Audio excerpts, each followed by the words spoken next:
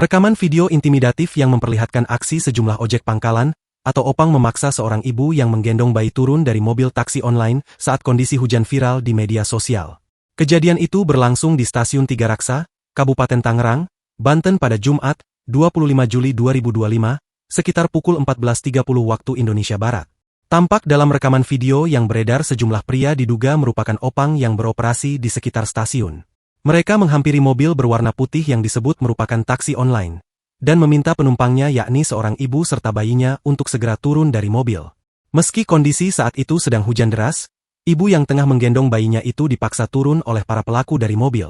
Menurut informasi yang diterima Tribun Banten, para pelaku mengancam akan merusak kendaraan taksi online tersebut apabila korban tidak turun dari mobil.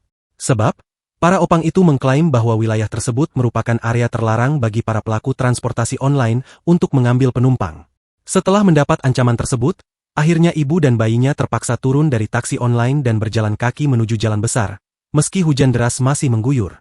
Peristiwa itu pun dibenarkan oleh Kanit Reskrim, Polsek Cisoka, Ibda Andri, saat dikonfirmasi melalui sambungan telepon, Minggu, 27 Juli 2025. Ia mengatakan, setelah mendapati adanya informasi soal video tersebut, pihaknya langsung melakukan pengecekan ke tempat kejadian perkara.